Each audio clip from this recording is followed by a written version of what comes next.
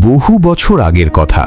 এক বিশাল শহরের প্রান্তে জনমানবহীন এক গভীর জঙ্গলের কাছাকাছি বাস করত তিন যুবক। তারা ছিল একে অপরের অত্যন্ত ঘনিষ্ঠ বন্ধু, কিন্তু তাদের এই বন্ধুত্ব কোনো ভালো কাজের জন্য ছিল না, ছিল না কোনো কল্যাণের জন্য।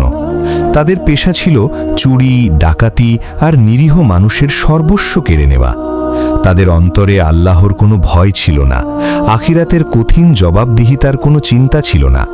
দুনিয়ার লোভ তাদের চোখকে পুরোপুরি অন্ধ করে দিয়েছিল। সোনা, দানা, টাকা কড়ির নেশায় তারা হিতাহিত জ্ঞান হারিয়ে ফেলেছিল।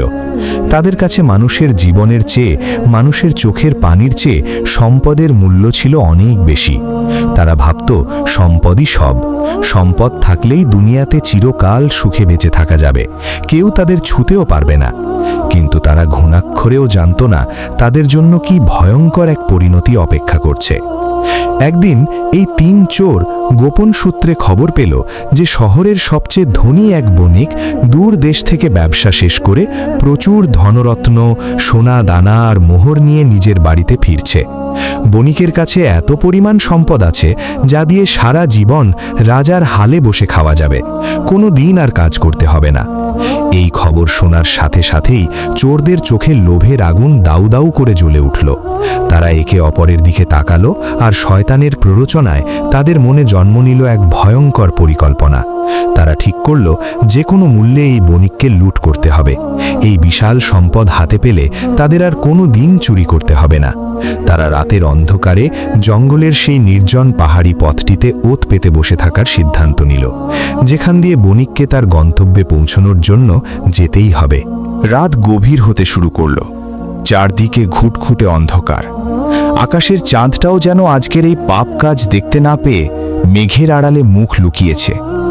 ঝিঝি পোকার একঘেয়ে শব্দ আর মাঝে মাঝে দূর থেকে ভেসে আসা নিশাচর পাখির ডাক ছাড়া আর কোনো শব্দ নেই। এমন এক শুনশান ভয়ঙ্কর নীরবতার মধ্যে তিন চোর ধারালো অস্ত্র হাতে জঙ্গলের রাস্তার পাশে লুকিয়ে রইল।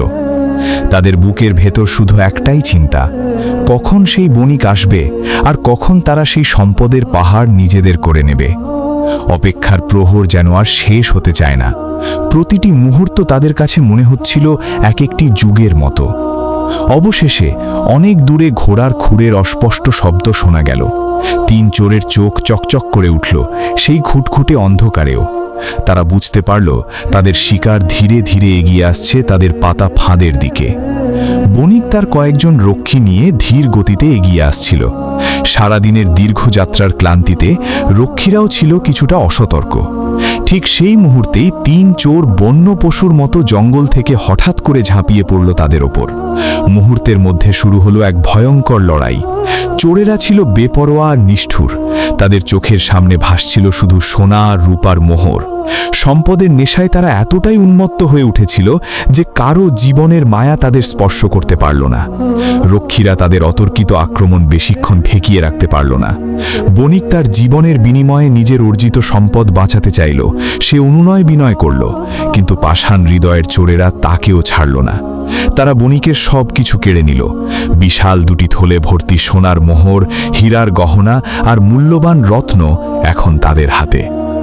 এত বিপুল পরিমাণ সম্পদ দেখে তিন চোর নিজেদের চোখকেই বিশ্বাস করতে পারছিল না। তাদের সারা জীবনের স্বপ্ন যেন আজ হাতের মুঠোয়। তারা আর এক মুহূর্তও সেখানে দাঁড়ালো না। দ্রুত সেই রক্তাক্ত স্থান ত্যাগ করল এবং জঙ্গলের আরও গহীনে এক পরিত্যক্ত ও অন্ধকার গুহার দিকে ছুটতে শুরু করল। রাত তখন প্রায় শেষ হয়ে আসছে।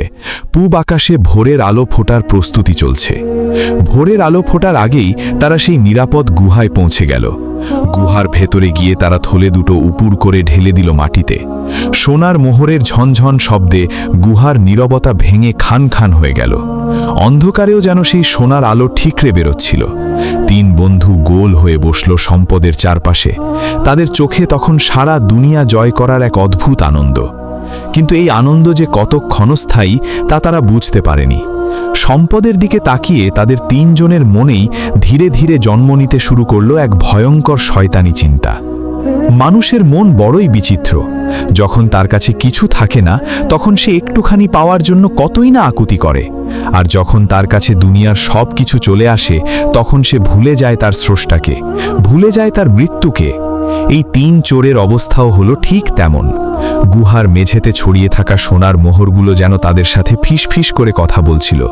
তাদের মনে হচ্ছিল এই সম্পদ তাদের অমর করে দেবে, কিন্তু তারা ভুলে গিয়েছিল এই মাটির পৃথিবীতে কেউ চিরকাল থাকে না। এই সোনা দানা, হীরা জহরত কিছুই তাদের কবরের সঙ্গী হবে না, শুধু তাদের আমলই যাবে তাদের সাথে। দীর্ঘ রাতের এই ভয়ঙ্কর দখল এবং উত্তেজনার পর তাদের শরীরে প্রচণ্ড ক্লান্তি নেমে এলো। একই সাথে তাদের পেটে শুরু হলো তীব্র ক্ষুধা। সকাল গড়িয়ে দুপুর হতে চলল। ক্ষুধা আর তৃষ্ণায় তাদের অবস্থা কাহিল। এত এত সোনা, এত এত হীরা, কিন্তু এক মুঠো খাবারের অভাব মেটানোর ক্ষমতা এই সম্পদের নেই। পেটের জ্বালা তাদের বুঝিয়ে দিচ্ছিল দুনিয়ার সব সম্পদ থাকলেও মানুষ আসলে কতটা অসহায়। অবশেষে তারা সিদ্ধান্ত নিল এই বিশাল সম্পদ নিয়ে এখন লোকালয়ে যাওয়া ঠিক হবে না, ধরা পড়ার ভয় আছে। তাই তাদের মধ্যে একজনকে কাছের শহরে যেতে হবে খাবার কিনে আনার জন্য, আর বাকি দুজন এই গুহায় থেকে সম্পদের পাহারা দেবে। সিদ্ধান্ত অনুযায়ী তাদের মধ্যে যে সবচেয়ে ছোট সে কিছু সোনার মোহর পকেটে নিয়ে গুহা থেকে বেরিয়ে পড়ল শহরের দিকে। কিন্তু সে যতই শহরের দিকে এগোতে লাগলো তার মনের ভেতর শয়তান ততই কুমন্ত্রণা দিতে শুরু করল। অন্যদিকে গুহায় বসে থাকা অপর দুই চোরের মনের আকাশেও জমতে শুরু করল লোভের এক ভয়ঙ্কর কালো মেঘ।